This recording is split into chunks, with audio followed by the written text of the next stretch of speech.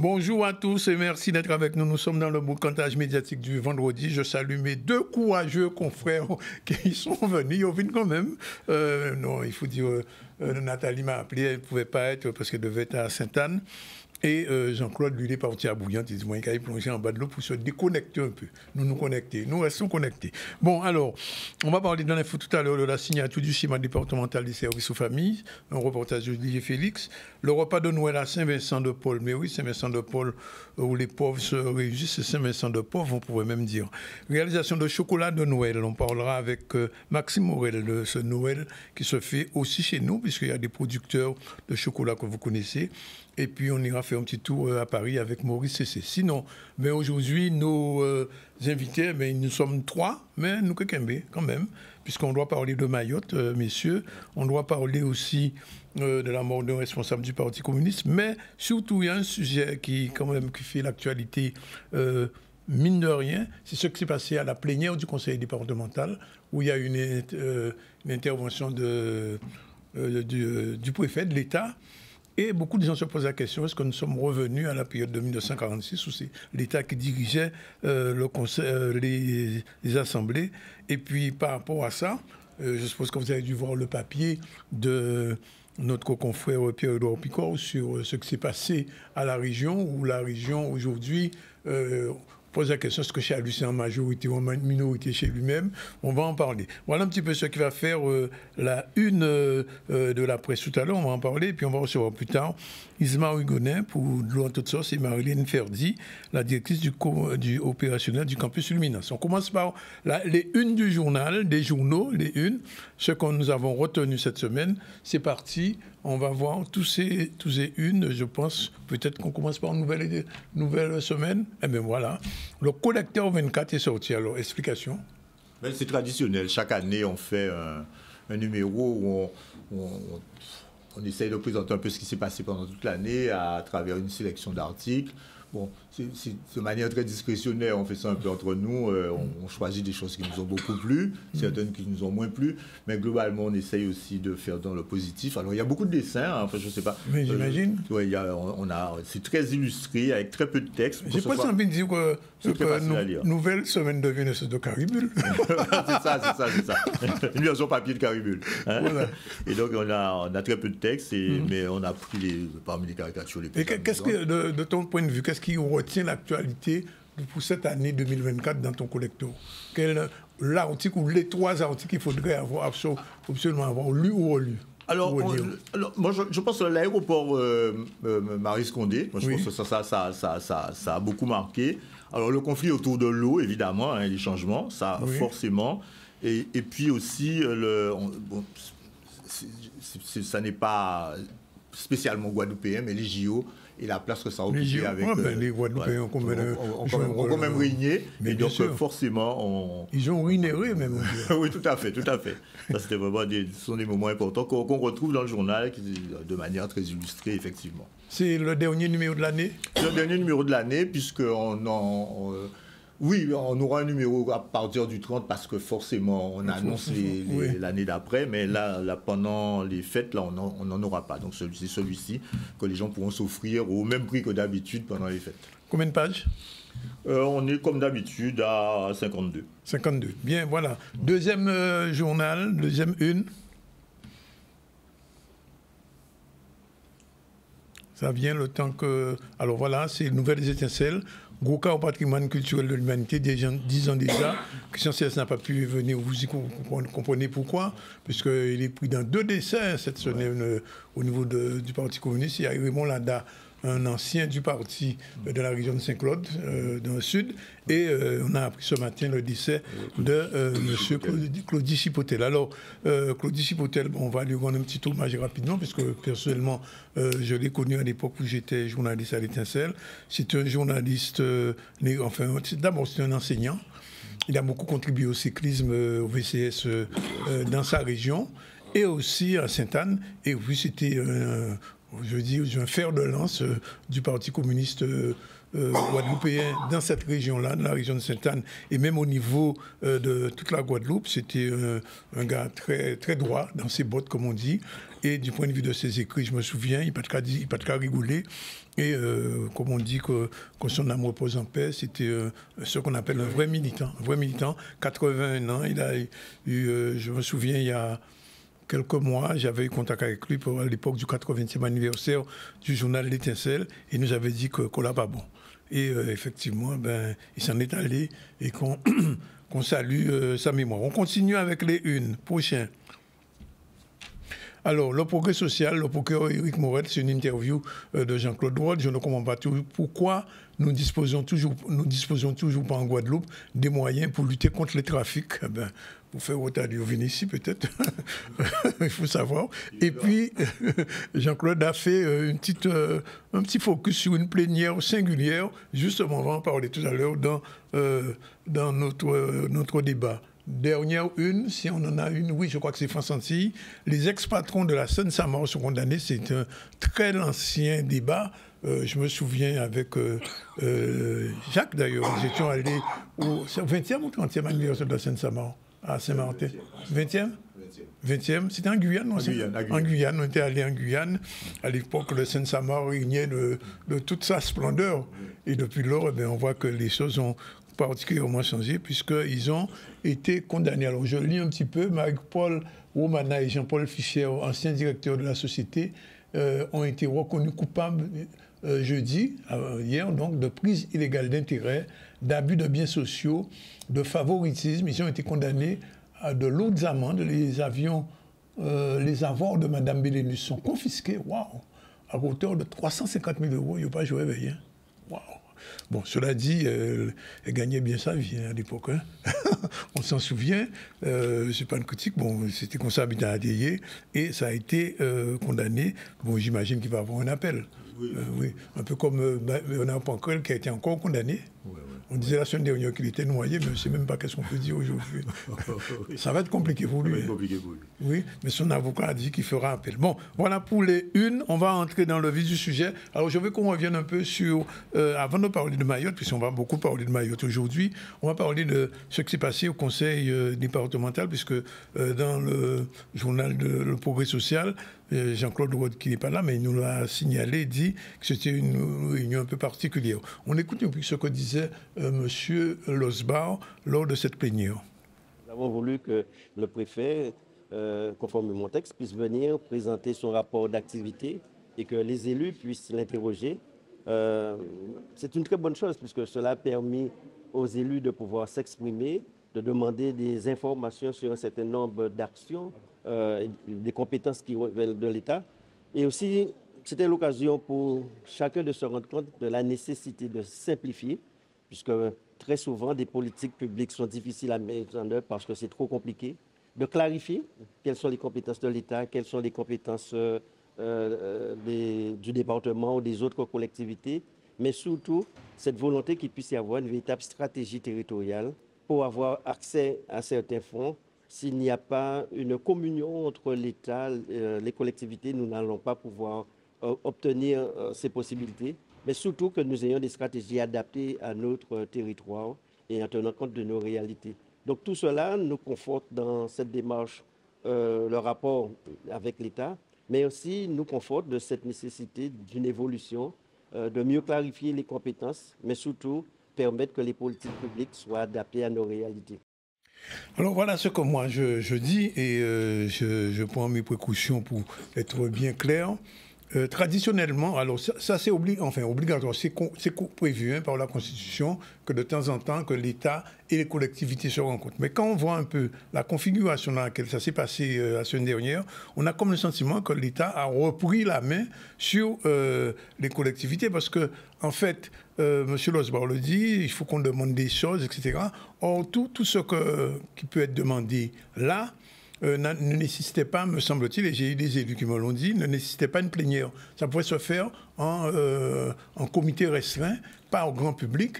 Et l'image qui est donnée, parce que cette plénière était vue en direct sur Canal 10 notamment, et on a eu le sentiment, beaucoup de gens disent, mais attendez, c'est l'État qui a commandé coin là ou pas? Alors moi, je voulais savoir un peu, est-ce que ça vous a surpris ou bien est-ce que pour vous, c'est tout à fait naturel, normal, que les choses se passent comme ça? naturel.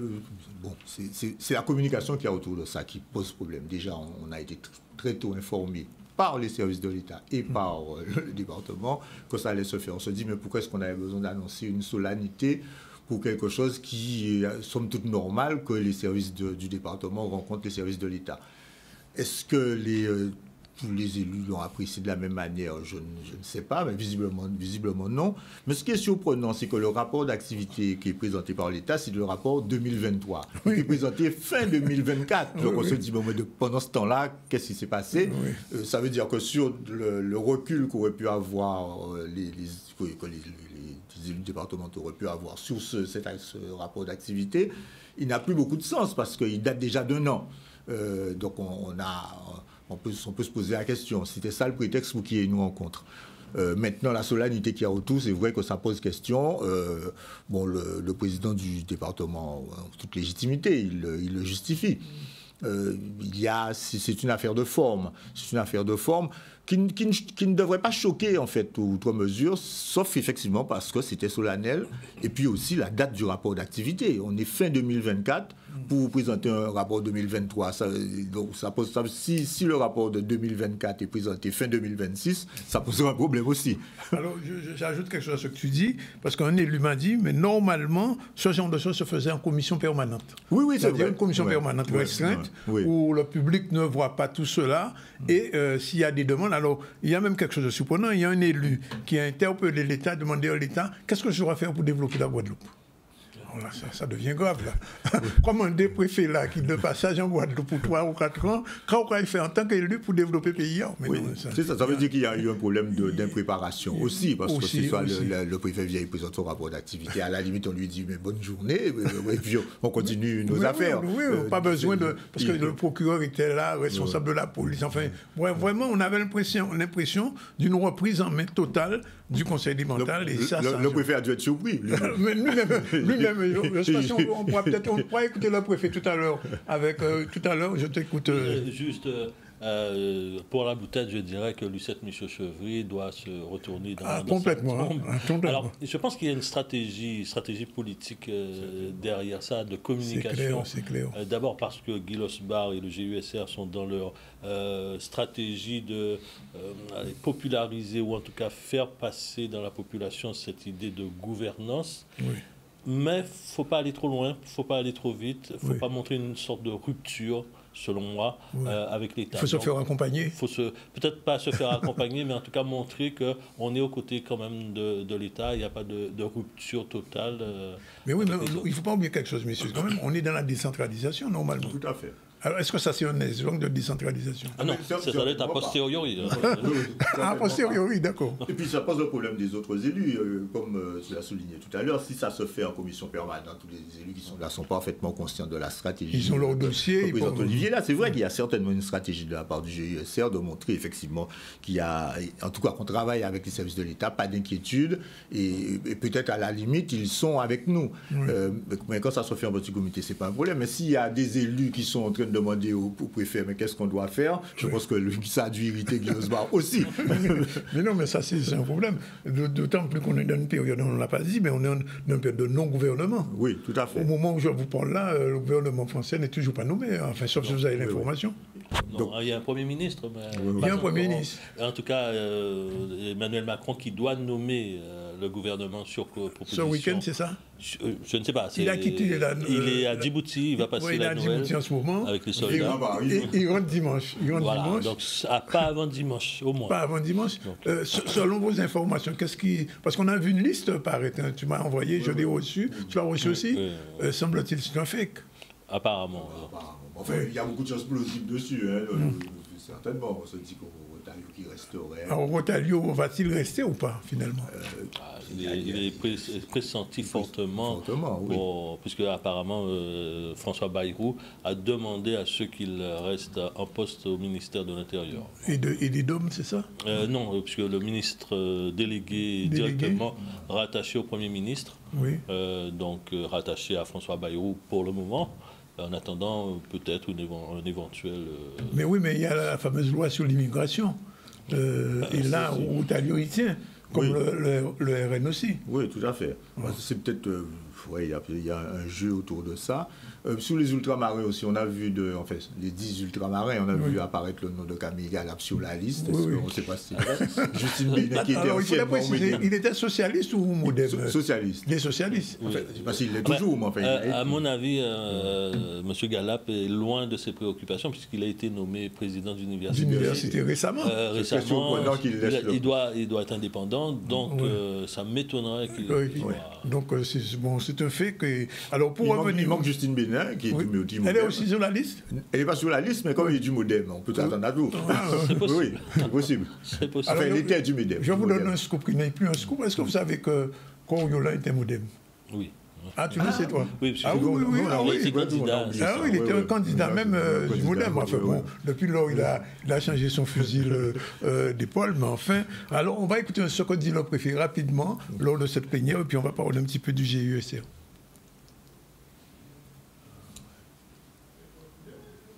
Il y a des enjeux en Guadeloupe qui sont des enjeux importants. On a évoqué un certain nombre avec les élus du département, avec le président Losbar.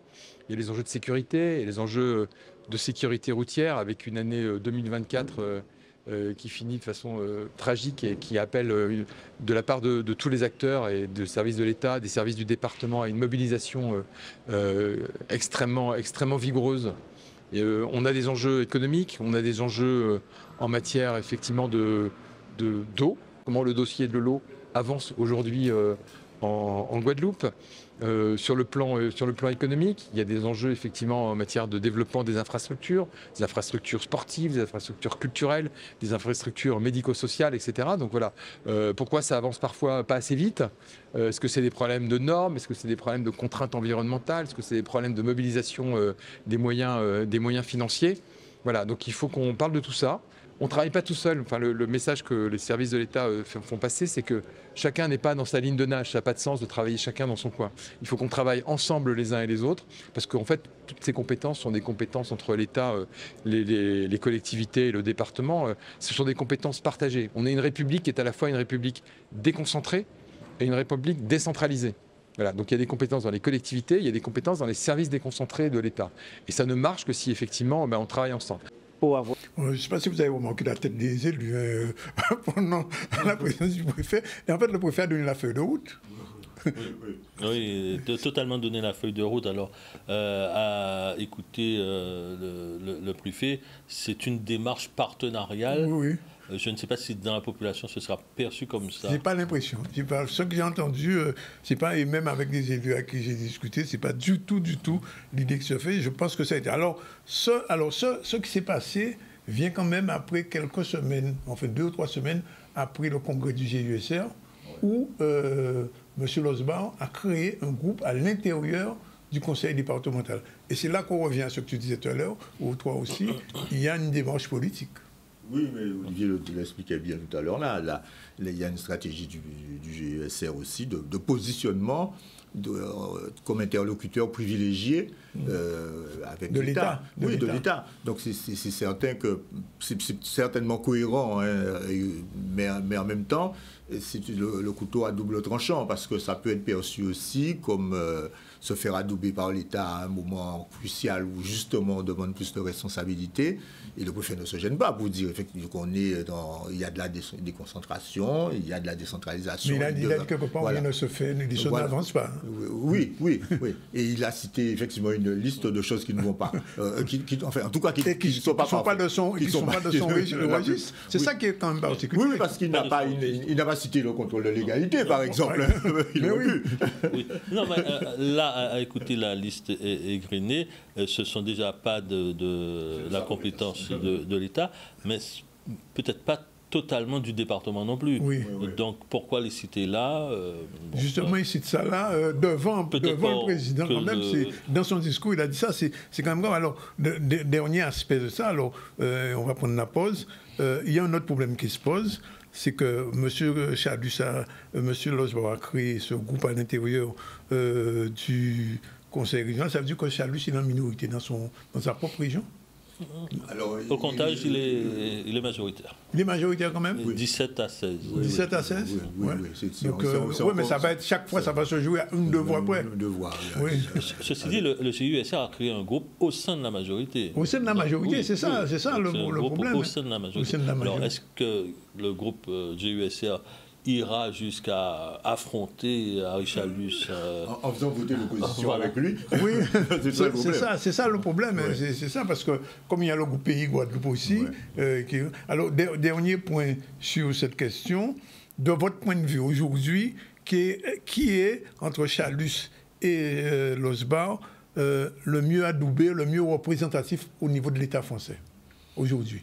Non, mais il est évident qu'avec ce qui s'est passé la dernière plénière du département, que Guy Losbar se présente comme un interlocuteur privilégié. Donc il a effacé Chalus? Certainement pas. Dans l'opinion, certainement pas. Mais, mais dans la pratique, je veux dire, du point de vue fonctionnel, il se présente comme un interlocuteur privilégié. En présentant une situation quand même assez organisée, une volonté claire de travailler avec l'État, une structuration qui est à peu près nette. Mais alors, il ne faut pas oublier que le département a quand même c'est une vieille institution qui est organisée depuis longtemps, qui a beaucoup de dépenses fléchées, ce qui n'est pas le cas de la région. La région est tout le temps dans l'innovation, prend des compétences nouvelles, n'a pas du tout les mêmes contraintes. Donc il est assez facile pour le département de s'inscrire dans une démarche partenariale avec l'État. Si c'est le cas, la région, c'est plus compliqué. Il faut être dans l'innovation, il faut être beaucoup plus proactif. Mais la situation actuelle, effectivement, favorise l'image que veut donner... Parce qu'il ne faut pas oublier quand même que Chalus était macroniste à l'époque. Oui, mais ça ne veut pas dire que dans la population, Harry Chalus est perdu... Ah non, au niveau de la population. Mais, alors j'ai une petite information de quelqu'un qui est proche de l'Élysée à Paris, un ami, qui me disait qu'au niveau de l'État, la personne la plus représentative pour le gouvernement français aujourd'hui, c'est Losbar. Oh, certainement pour des questions de structuration.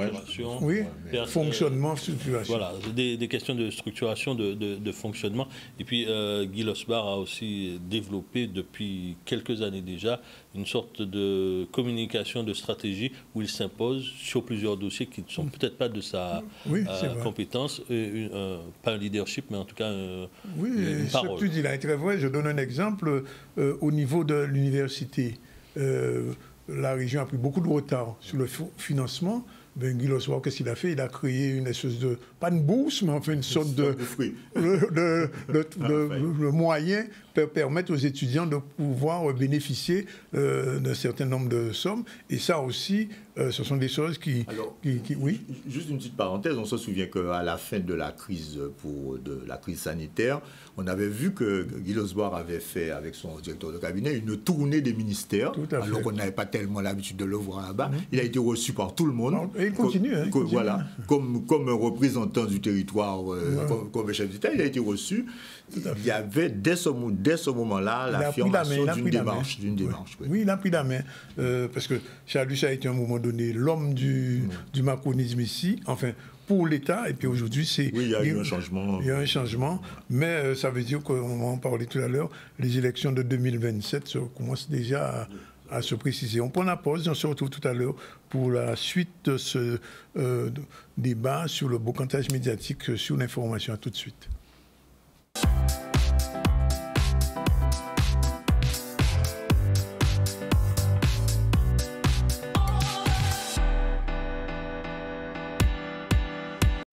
Voilà, nous sommes revenus dans le bocantage médiatique avec nos confrères de Olivier Lancien, journaliste de Guadeloupe Première, et Jacques Nancal, rédacteur en chef de Nouvelles Semaines. Juste 2 petits mots avant de passer à un autre sujet, c'est la question des élections, j'en dis régionales. Alors, tout à l'heure, on disait que le GUSR a créé un groupe à l'intérieur, un groupe dans la majorité. Est-ce que ça veut dire que les élections régionales, on est déjà en début de parcours? Ah, ça se prépare. Ça se prépare? Ça se prépare. Mais avec quel candidat? Faut trouver les candidats. On prend l'hypothèse, Chalus demeure. Donc Chalus remet la coupe. Il avait annoncé qu'il pourrait revenir. Ouais. Il pourrait revenir parce que dans son groupe, je ne vois pas qui d'autre pourrait venir. Est-ce que le JUSC prendrait le risque d'avoir aussi un candidat et de conduire une liste par ailleurs? Effectivement, si la scission demeure, il y a de fortes chances qu'à l'intérieur de cette majorité-là, il y ait 2 candidats. Mais alors, la question du procès de Chalus, on en est où? C'est quand la date, la deadline de résolution de ce procès? C'est janvier ou février? Janvier, peut-être janvier. Sauf si encore repoussé, mais c'est janvier. Parce que quelqu'un me disait, un politique me disait que tu disais tout à l'heure que M. Losbach régulièrement va à Paris, etc., et que le procès de Chalus était l'épée de Damoclès. Et que si cette épée tombait, Chalus risquerait, comme Sarkozy, comme d'autres personnes, de tomber. Bon, ça c'est une hypothèse. On prend une hypothèse. Mais deuxième hypothèse, si Chalus tombe, qui prend la place? Est-ce Mme Panchard, comme théoriquement elle est vice-présidente, ou est-ce que Jean-Marie Hubert? Bonne question. Moi, je n'ai pas de réponse. Hein. Je me dis, je sais que Mme Panchard, ça va être compliqué, parce qu'elle n'est pas GUSR, et elle est proche de Chalus, donc pas sûr. Et Jean-Marie Hubert, il est indépendantiste. Est-ce qu'on peut imaginer qu'un indépendantiste, aujourd'hui en Guadeloupe, soit vice-président de région, au cas où Chalus ne serait pas là? Et qui bénéficierait du soutien de Losbach aussi. De Losbach. Il veut les deux pour être élu. Oui. Mais alors l'autre hypothèse, je ne sais pas si vous avez été informé de ça, c'est le maire de Morne-à-l'eau.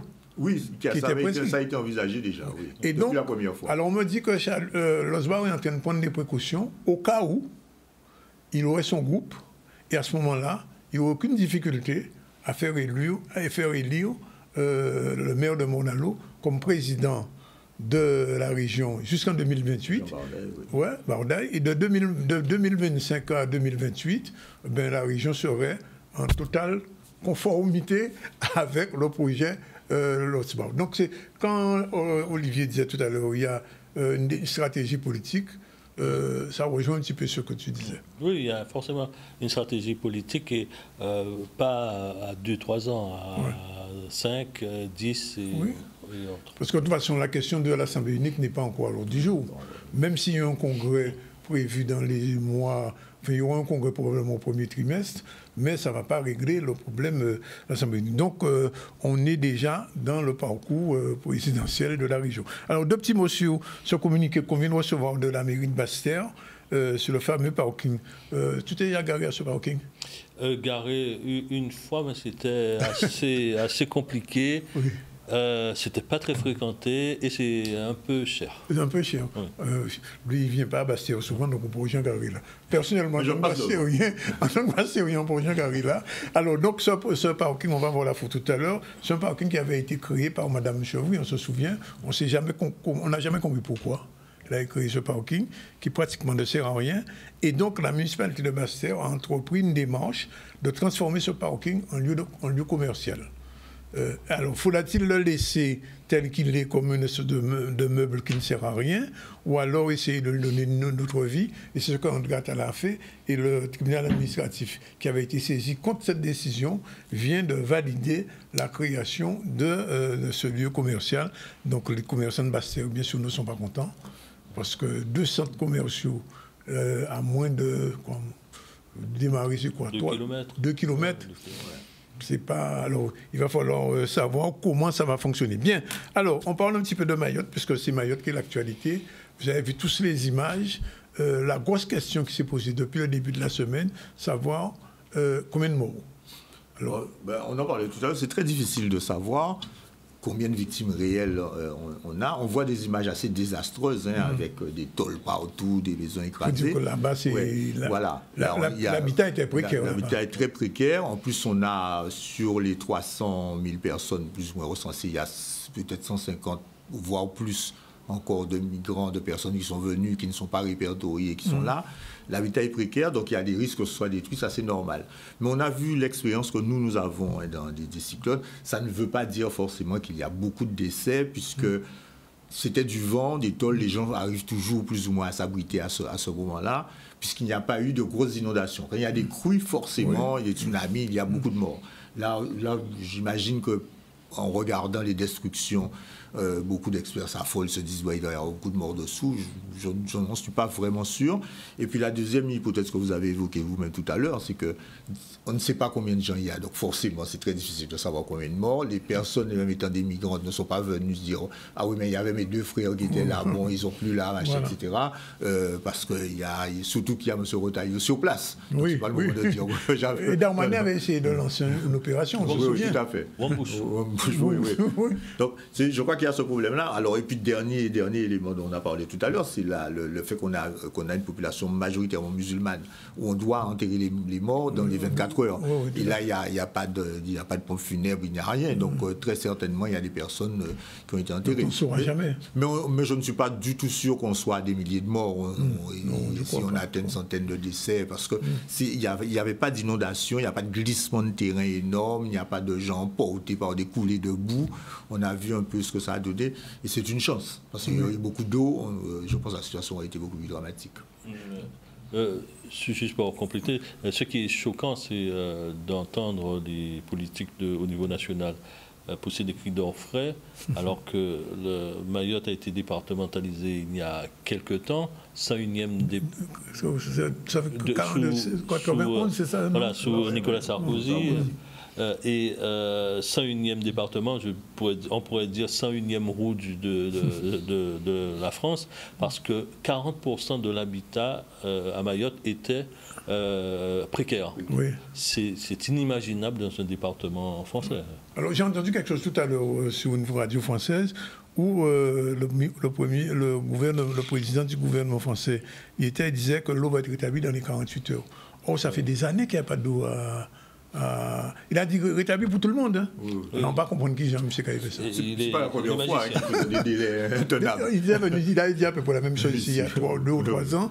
Oui. Non, mais il dit parce que c'est vrai à Mayotte, il y avait un gros problème supérieur à celui de la Guadeloupe. Ah, largement. Oui, parce qu'on a une grosse population. Mais même en Guyane, ça s'est déjà posé, le problème de l'eau et de l'électricité. Dès que vous avez une grosse population d'un seul coup, les réseaux explosent. Voilà. Et en plus, on a un problème de construction aussi. Tous les bidonvilles vont être reconstruits dans les jours qui viennent, puisqu'on n'aura pas le temps de faire des logements. Mais non, sauf à renvoyer tout le monde au Comores.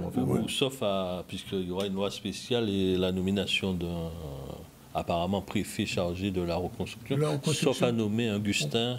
Oui, Gustin, en fait, Gustin est sur la liste. Oui, il y avait Gustin sur la liste. Qui est peut-être fausse, mais en fait, il est sur la fausse liste. Il était aussi sur la fausse liste.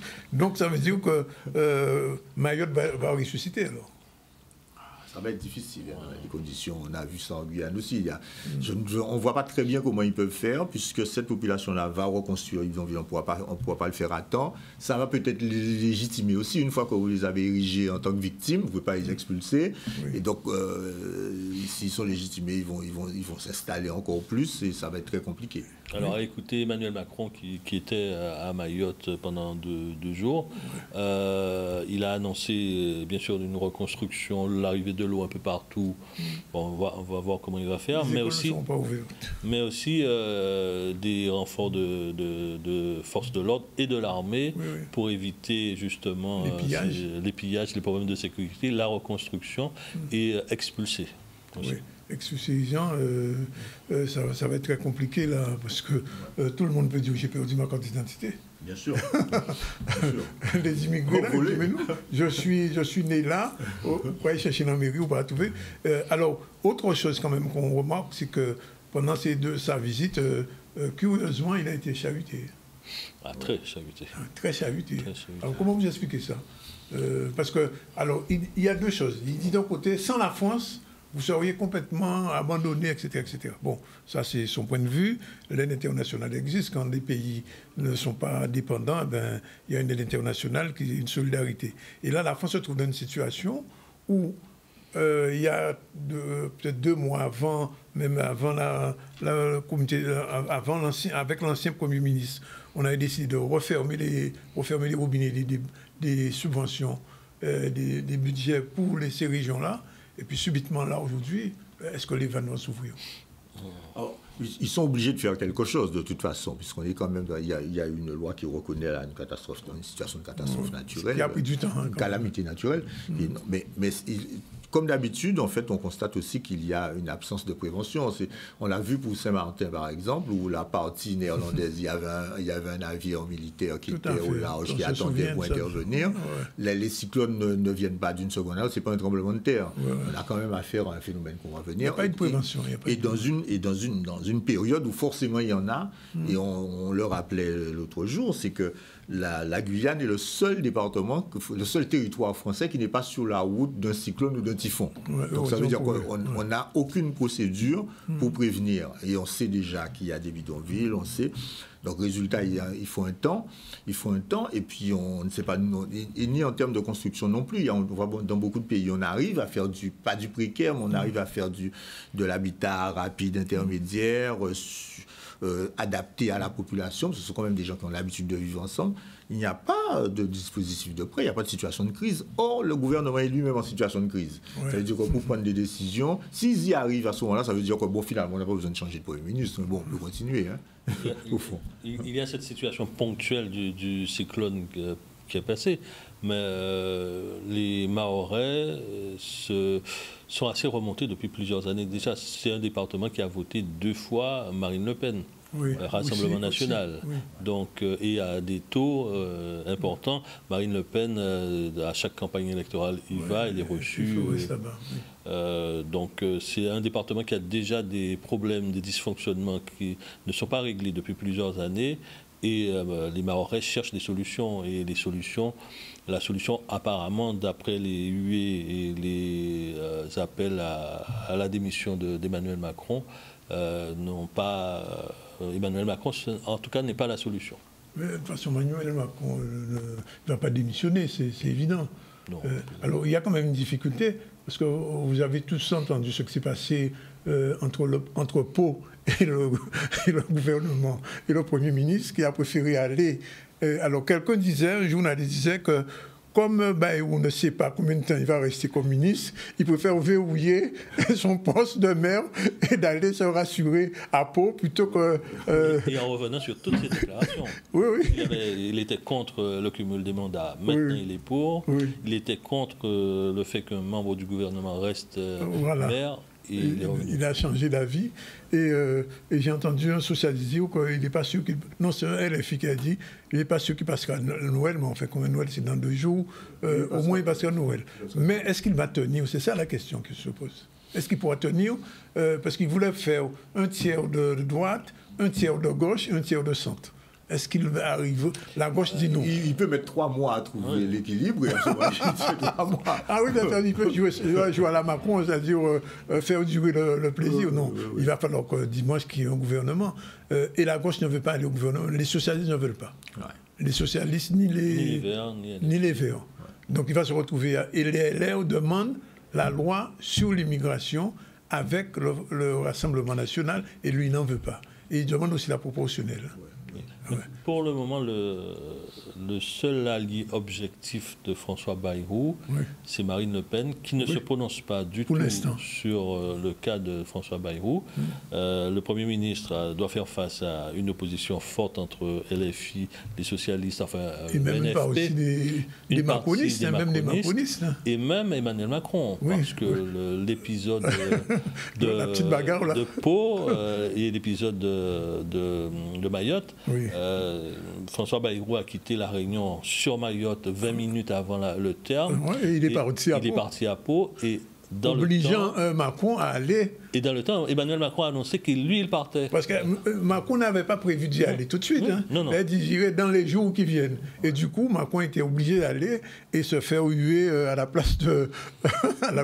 L'enjeu stratégique à Mayotte est considérable. C'est d'ailleurs pour ça qu'ils ont gardé l'île. C'est les zones exclusives, c'est la présence de la France dans cette partie du globe. Le Djibouti. C'est le canal du Mozambique, c'est les réserves pétrolières autour. Oui. Donc il y a quand même de gros intérêts. Et la Chine, pas loin. Voilà. Et la Chine, voilà. Et que le gouvernement comorien mesure très bien et joue en envoyant du monde, parce que ça, c'est très clair. Donc la situation, c'est un peu le problème de Gaza. Ce dont on ne peut pas parler, mais ce sont les intérêts économiques et stratégiques qui font qu'il reste là. C'est pas parce que je ne pense pas que les Mahorais est tellement plus, même s'ils voulaient absolument rester français, c'est que bon, on les garde parce qu'il fallait garder quelque chose là pour rester dans la zone. Et donc, ça va compliquer un petit peu le jeu français ces jours-ci, parce qu'il va falloir débloquer des fonds. Des fonds importants, parce que, ou alors on reconstruit uniquement comme tu disais, les bidonvilles, avec les tôles, parce que les gens ont commencé à récupérer des tôles et à reconstruire. Et il n'y a pas beaucoup de place, ça veut dire qu'il faut monter. On ne peut pas étaler, c'est pas comme chez nous, il y a un archipel, il y a des terres, il n'y a pas beaucoup de place à Mayotte. Tout à fait, la France n'est pas en faillite. La France est la 6e puissance mais non, la France n'est pas en du monde. Donc, cette histoire de déficit, à mon avis, c'est un écran de fumée pour serrer la vis. Un petit mot avant de passer, on va parler un petit peu des Caraïbes rapidement, s'il ne nous reste pas beaucoup de temps. Un petit mot sur l'affaire Sarkozy. Il aura comme un bracelet. Oui, un peu plus lourd que le vôtre quand même. Et mieux connecté. Mieux connecté. C'est incroyable ça. Oui, c'est la première fois que ça arrive et certainement ça surprend. Son bracelet, on le porte au bras ou au pied? Au pied, donc il ne soit pas trop visible. Il ne soit pas trop visible. Et on ne peut pas choisir la marque, c'est très important. On ne peut pas choisir la marque. Ah oui, ce ne sera pas du Cartier. C'est pas du Cartier ni Rolex. Non, mais il n'y a pas cru, puisqu'il a dit qu'il va encore. Il croit à son innocence, le pauvre, et donc premier gouvernement. Parce que Chirac avait échappé à ça, en fait. Il avait réussi à l'époque à traverser entre les gouttes, et Sarkozy, comme on dit, il est pris. Dernier point, 2 petits mots quand même rapidement sur Air Caraïbes. J'étais à la conférence de presse, c'était avant-hier. Alors, première chose, c'est que Air Caraïbes, dans la liste des avions des compagnies aériennes, est descendu d'au moins près de 20 points. Alors j'ai posé la question à la directrice des Caraïbes qui m'a dit oui, mais enfin, les critères ne sont pas les mêmes, etc. etc. Mais enfin, toujours est-il qu'au niveau international, ce sont les compagnies, je crois, si je ne me trompe pas, les compagnies des pays du Moyen-Orient qui sont en tête vraiment. Le service, il n'y a pas photo. Oui, tout à fait. Alors, ce sont des avions de luxe. Mais ça ne veut pas dire que Caraïbes va mal. Non, ils ont acheté deux ATR et des avions. Bon, ils sont sur des marchés captifs. Ils avaient capitalisé même avant la crise. Ils avaient pu tenir. Donc, je veux dire que... On peut voir un petit extrait de ce que disait la directrice rapidement. On a fait son interview avant-hier.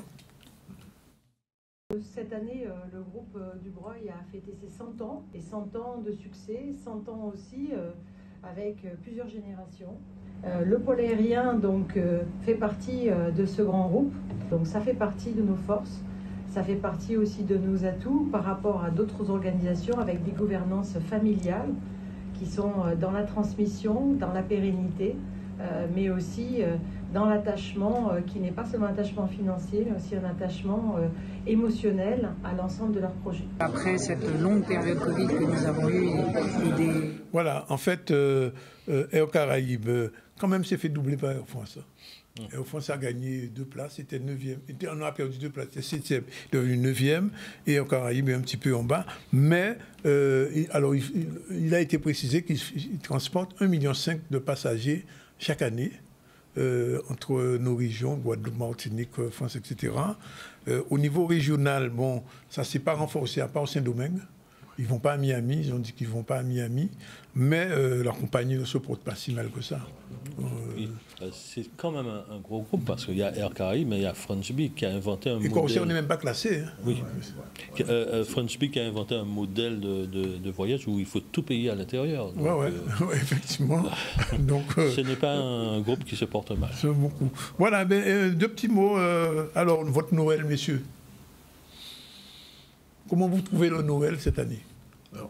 Apparemment, à voir le dynamisme qu'il y a sur la route, il y a beaucoup de gens qui... Alors, est-ce que le commerce va bien? On en saura plus. Je viens de voir un commerçant. M. Pelliculier me dit qu'au commerce Pointe-à-Pitre, ça n'a pas fonctionné. Oui. Mais je pense que oui, les gens vont quand même acheter parce que les gens ont envie de vivre Noël. Parce que surtout qu'il y a eu beaucoup d'angoisse avec la problématique de la Martinique, les inquiétudes de la population, la baisse du pouvoir d'achat réel. Hein, c'est ça, c'est surtout ça, la baisse du pouvoir d'achat. Les gens craignent. Les caddies sont moins pleins. Voilà, les caddies sont moins pleins. Et ce que nous disent beaucoup de commerçants, c'est que les personnes attendent au dernier moment. Oui. Habituellement, les gens ont déjà acheté tous les cadeaux. Là, les gens attendent.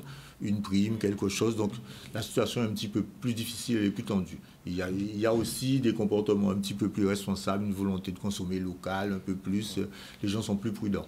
Parce qu'il y a une crainte aussi de ce qui va se passer. Et puis j'ai remarqué quand même que les marchés régionaux fonctionnent bien maintenant. Oui, tout à fait. Tout à fait. Les gens vont plus souvent dans les marchés régionaux pour faire leurs courses, même si c'est un petit peu plus cher, mais ils comprennent maintenant. C'est-à-dire qu'il y a une réaction citoyenne. Les gens disent, bon, finalement, c'est habité en nous-mêmes, on l'achète et puis ça se fait. En tout cas, messieurs, merci. On se retrouve en janvier. Après les fêtes, on fera, comme tu as dit, un bilan de l'année. Et puis nous, on va continuer. On va recevoir nos prochains confrères. Il y a une consoeur qui s'est manifestée, que tu connais, Priscilla. Ouais, elle m'a dit, à partir du 10, elle est avec nous. Donc, nous, qu'on vous surveille. Voilà. Merci, messieurs. Il est 13h29. C'est la deuxième pause et c'est la fin du subreportage aujourd'hui. Merci à Olivier, merci à Jacques, fidèle, Kembe. Ouais. On va boire champagne. Donc, on va consommer. Vous boirez autre chose. Oui, je boirai autre chose que le champagne. Voilà. OK. Allez, on se retrouve tout à l'heure dans la deuxième partie avec Ismaël Ogonet et Marilyn Ferdi. À tout de suite.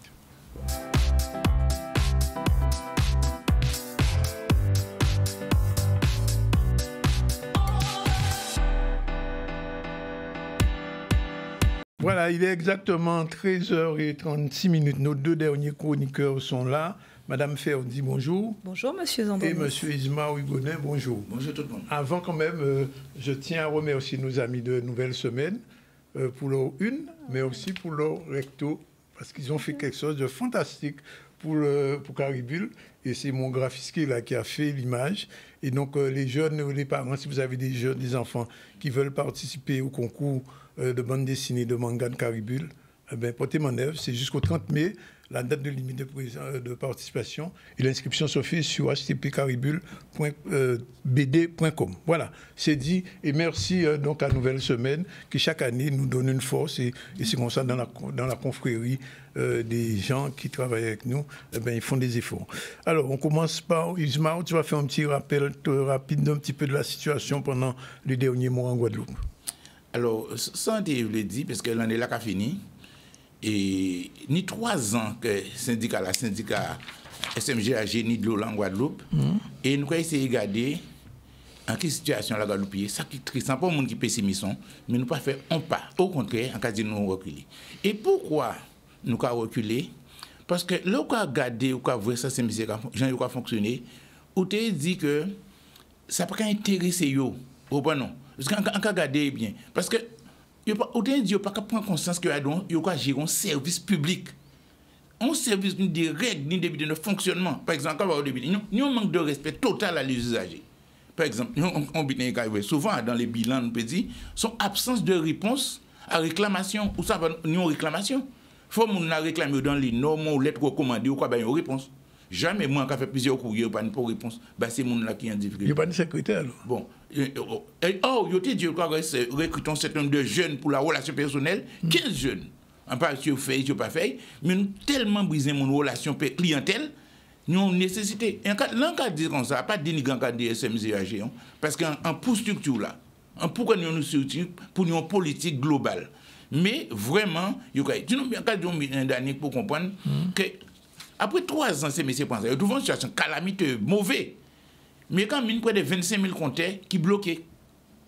25 000 compteurs, et nous, madame, il y a une facture, comme on dit, mais compter là bloqué, madame, sur la case, il y a une qualité, ou tu as compté. Qui gens, ou pas non?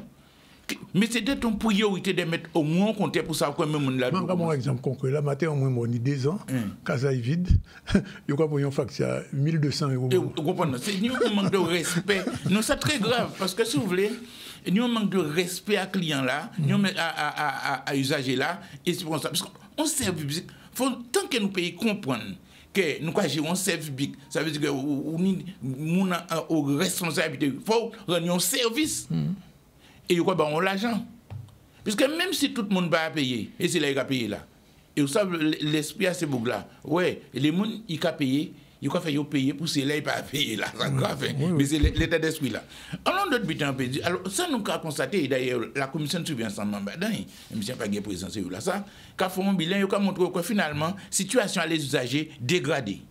Et oui, parce que là, vous regardez bien, Après au moins tant d'années, nous au moins près de 75% de pertes d'eau, ça sont catastrophes. Ça, ensuite encore, qualité de l'eau là. Qualité de l'eau là. Qualité là, pas bon. Toujours, par exemple, ah ouais, depuis la pluie tombe, il y a un problème. Il faut nous apprendre à gérer, on dit, ah, on peut regarder un peu sur quoi recevoir, mais la SMG agit, tous les jours. Ah oui, les coupures d'eau. Les coupures d'eau, etc. Les tours d'eau. Les tours d'eau. Les tours d'eau. Tout d'eau, ne pas aussi peut-être, il y a pour période là, ça. Des périodes, ça, de tout d'eau là, sont en anomalie. Mais les coupures d'eau, par exemple, quand ouais, ni turbidité, à cause des fortes pluies, il a coupé. On peut regarder toutes ces même bien là, chaque fois. Et une pays d'autres régions, etc.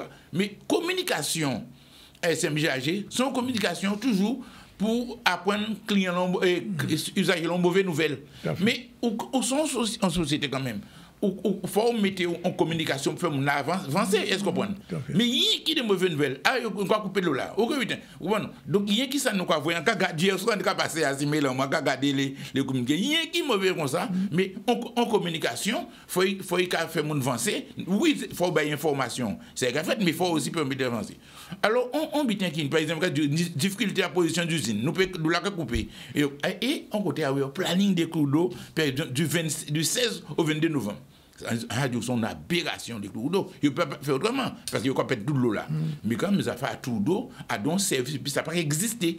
Parce que nous avons continuité à ce service là. Et ça nous dit, là, par exemple, il y a dire, bon, payer de l'eau parce qu'il y a une turbidité, payer de l'eau parce que l'usine n'a pas fonctionné.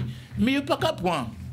Pour une disposition pour dire, bon, eh bien, comme nous payons d'eau, nous ne pouvons pas de l'eau. Est-ce que vous comprenez? Parce que c'est ça qui est prévu. Dans la loi là, du 29 avril 2021, il a dit que ce syndicat-là, leur voit pas de problème, il faut y assurer continuité à ce service-là. Donc, on a bien encore dire, par exemple, c'est que 3 ans après mise en place à ce syndicat-là, pour génie, on a une quête de satisfaction. Pour savoir qui j'en moun là, ou quoi servi là, qui j'en y a bien là, même si c'est très mauvais, ou que ça, et puis, qu'il a souhaité. Son but doit être fait dans tous les services. On a une quête de satisfaction, mais pas ni ça, ça peut exister à l'SMGAG. Donc, parce que nous, pas qu'à avancer. Et puis, on vient qui est très grave. Parce que ces messieurs qui permettent de faire tête à eux. Par exemple, ils font un règlement de service. Et, condition sur un stadio, ça pas bon. Son but pour vrai, il y en a adopté. Il y a adopté. Mais en réalité, le règlement de service, ça, son but, il y a un cadre global. Pas parce qu'on a adopté. Bon, sont totalement illégal, totalement machin. Parce que, si vous voulez, il n'y a pas d'obligation pour ce syndicat-là. Alors que nous avons des obligations pour. Bon, donc, nous avons un déséquilibre énorme. Parce que normalement, un règlement de service, il est fait pour ça, pour équilibrer les bitins, mis droit à usager là, mis d'obligation à mais mis obligation à syndicat là, distribuer d'eau là, et bien, comment non? Mais lui, il ne paye pas obligation. Donc, ça, il n'est pas bon. Donc, il faut y réveiller. Ensuite, dernier, nous peut dire, parce que pour comprendre bien la gravité de la situation là, c'est que le règlement de service là, ça, il faut chaque usager ni. Parce que depuis, il n'est pas ni pour un contrat et puis, on a plein de l'eau. Mais bien qui est essentiel là, c'est le document essentiel qui est lié en usager, et puis le service là, c'est le règlement là. Or, c'est pas qu'à mon règlement là, parce que déjà nous disons pas, bon, c'est pas la peine de mon règlement là, il faut revoir le règlement là, et mon règlement, et puis ils savent, mis besoin, mis droit à nous, mis obligation à nous, mais mis obligation au service là, et mis droit à nous. Voilà. Encore plus, c'est très important pour nous comprendre ça. Oui. Alors, avant, on va poser une dernière question avant de m'en faire la parole. Bon matin là, entendre qu'il y a le président français, M. Macron, dit que de l'eau à Mayotte pour tout le monde dans les 48 heures. Or, on est combien d'années? Pas de l'eau là. Subitement, après un cyclone, après cette loi là, puis là, il y a un point. Alors, moi, Ramon, on va commencer de ça. Mayotte n'a pas problème réellement, manque d'eau, c'est vrai. Nous n'avons surplus d'eau en Guadeloupe, mais nous avons mal géré l'abondance à nous. Mais nous avons déficit. Mais. Pas qu'à ces bouteilles de l'eau, on passe ça pas ça. Oui, mais à part, impossible, on veut dire. Mais c'est, si vous voulez, à part, et puis on coup de bouteille. Non, au contraire, il faut absolument, l'eau sont besoin vital. Ouais. Mais non, mais ça, il a dit là comme ça. Comme son département français, donc, il y a dans le cadre à l'Europe, mais à tous les citoyens européens de l'eau dans des conditions économiquement viables. Oui. C'est ça qui est important. Pas parce qu'il faut ni de l'eau, machin, il faut une des conditions économiques viables. Si on n'a pas l'argent, il faut une de l'eau quand même. Hein. Si on n'a pas ni l'argent pour payer l'eau, il faut une de l'eau quand même. Donc, alors Macron, ça, si c'est pour nous coûter ça, Macron a dit, eh bien, il ne faut pas nous coûter ça. Ah ouais, parce que vraiment, chaque fois il parlait, en cas de son bêtise, en cas de ni dit. On ne peut pas. Et puis, son monito, en cas de pas là.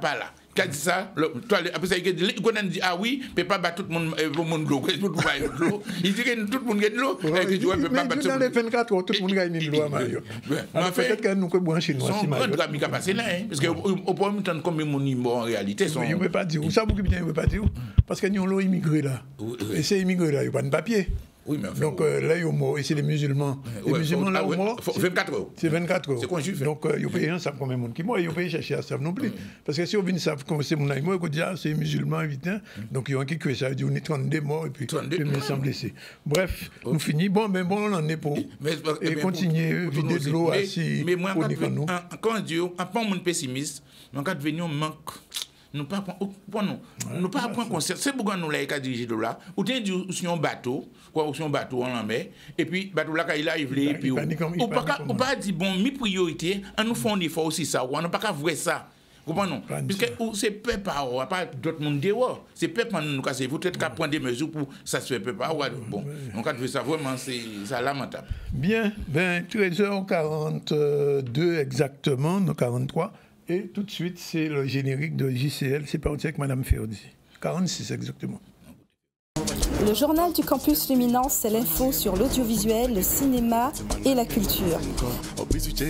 Le JCL vous donne rendez-vous à 13h30 le lundi, le mercredi et le vendredi dans le ZCL sur Canal 10.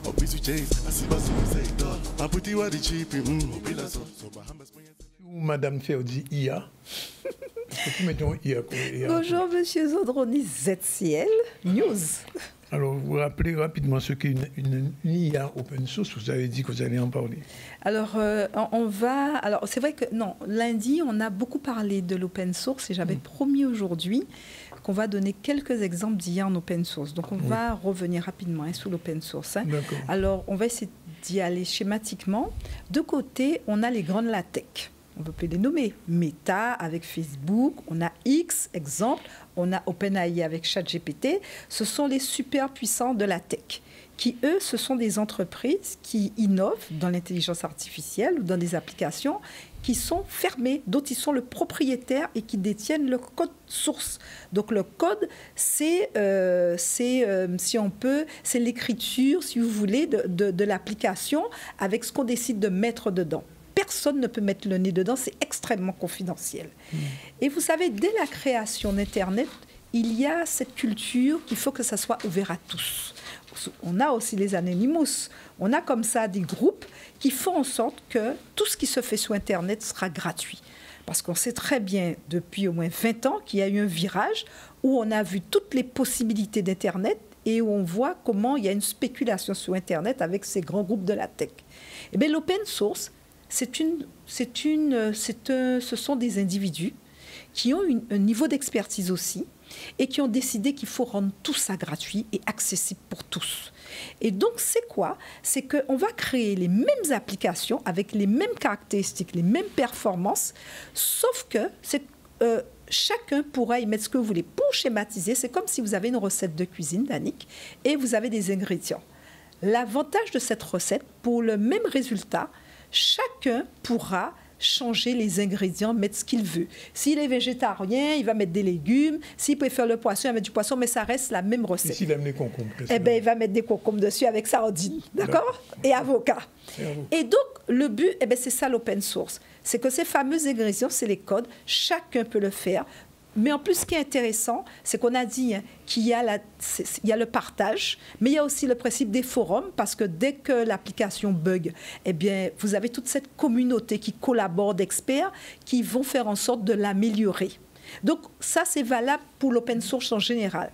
Concernant les intelligences artificielles, c'est le même principe. Quand les intelligences artificielles génératives sont arrivées sur le marché, tout de suite, cette communauté qu'on ne voit pas, qu'on n'entend pas, s'est tout de suite emparé parce qu'ils ont vu tout ce potentiel que représente. Mais aussi, c'est la transparence. Ça veut dire, l'une des problématiques, et là, je vais citer un exemple avec TikTok, et je vais demander à tous ceux qui ont TikTok d'observer ça.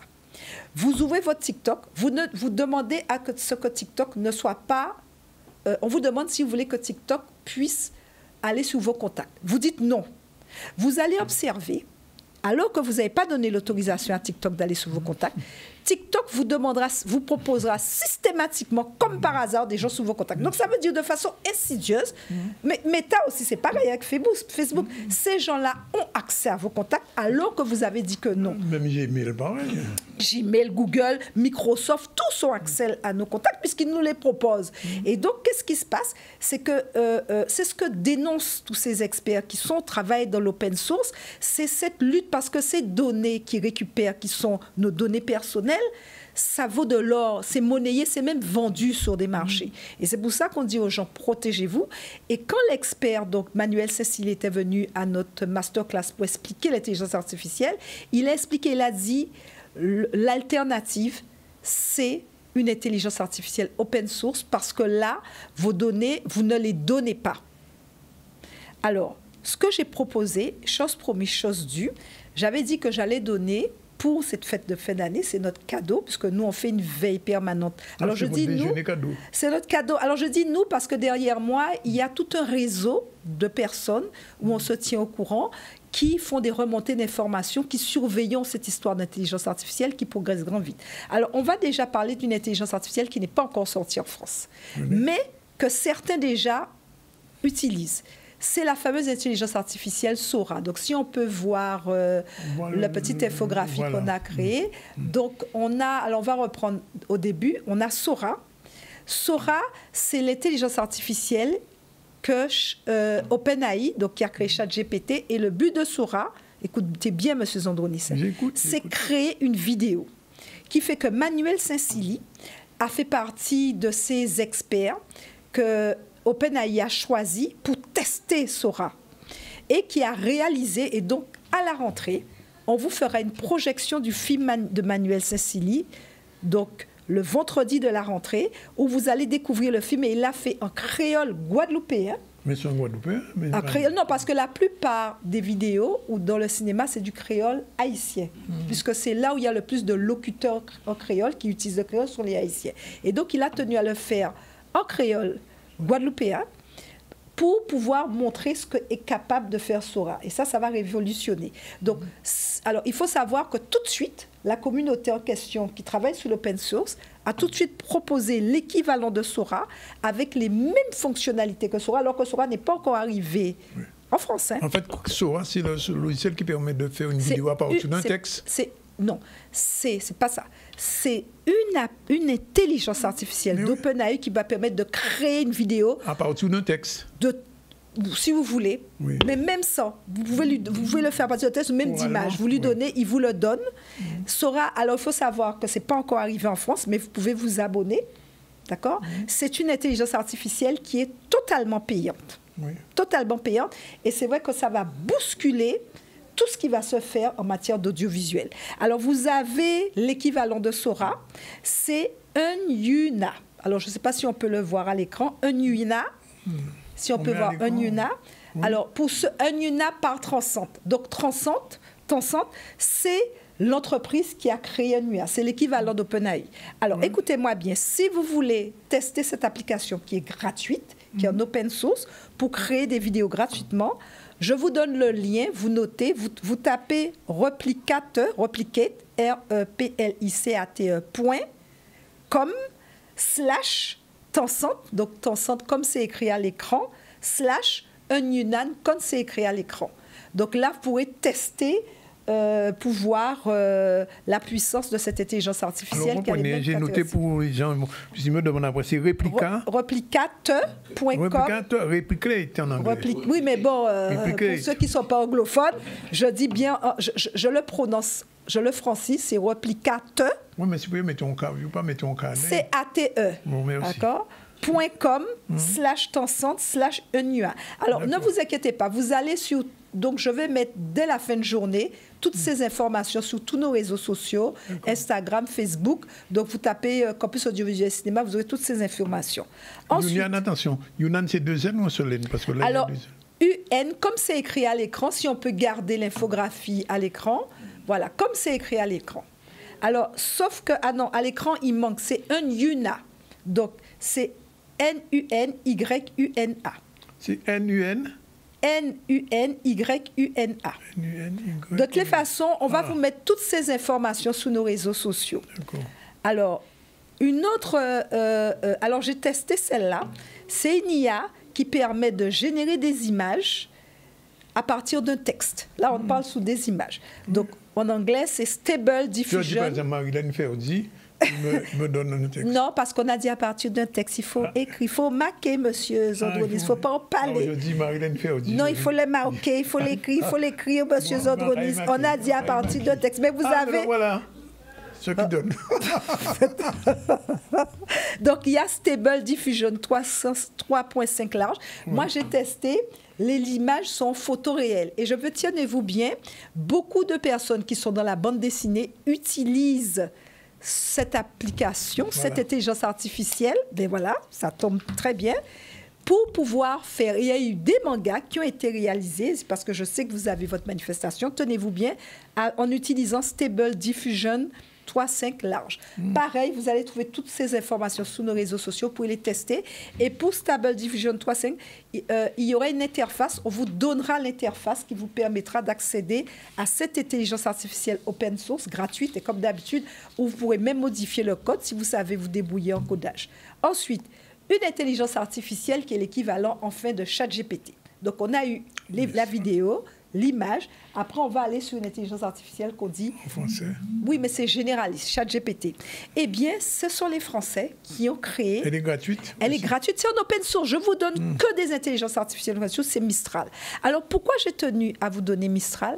Parce que moi, j'avais téléchargé Mistral il y a de ça un moment et je n'avais pas trouvé intéressant. Et là, j'ai une alerte de la part de mon réseau qui m'a dit, attention, Mistral a refait une mise à jour de son intelligence, l'a fait évoluer, et avec exactement les mêmes fonctionnalités que le ChatGPT payant actuellement. Et que, pourquoi c'est intéressant? À l'instar des autres intelligences artificielles qui sont en anglais, attention, hein, c'est en anglais, Mistral est tout en français. Tout est en français. Donc vous pouvez télécharger sous votre téléphone, monsieur Zandronis. Voilà, vous pouvez le télécharger sur votre téléphone, vous pouvez le télécharger sur votre ordinateur, mais vous pouvez aussi l'utiliser en ligne et il est pas mal. Il est assez bien fait. Testez-le. Alors, il y a aussi une autre alternative à ChatGPT, c'est Hugging Chat. Vous pouvez aussi tester Hugging Chat, qui est une autre alternative. Donc, vous allez trouver toutes ces informations sur nos réseaux sociaux et on va revenir à la rentrée pour vous les redonner. On a fait une démonstration en direct. Bien, merci Madame Ferdi, IA. Je rappelle qu'on a fait le beau cantage médiatique ce matin avec Jacques Dancalé-Olivier, l'ancien de Guadeloupe Première et de Nouvelle Semaine qu'on remercie pour la couverture qu'ils ont fait de Caribule, pour le concours de bande dessinée. C'est intéressant. On a reçu Isma Oguenet et Marilyn Ferdi. Oguenet qui a fait un petit bilan de l'année de l'eau. De l'eau là pour tous les biens en Guadeloupe, mais à Mayotte, il y a une de l'eau demain, donc c'est à suivre.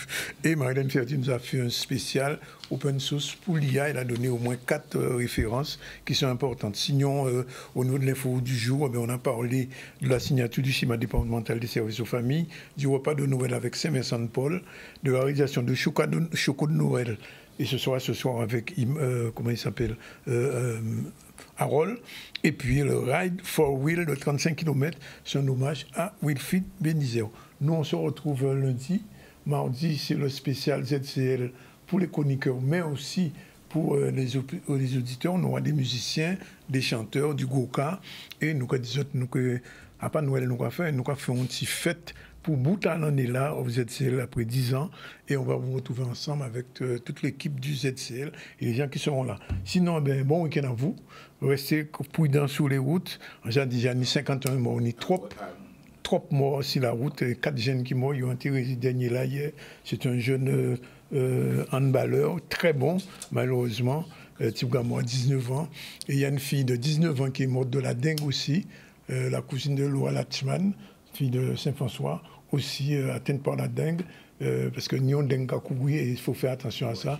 Veiller les autres pour mon stick pas piquer les autres les occasions bois. Voilà, c'est fini pour aujourd'hui. Merci Jordan avec Yvan Sambak au fils. Et nous, on vous quitte et on vous retrouve avec plaisir au lundi.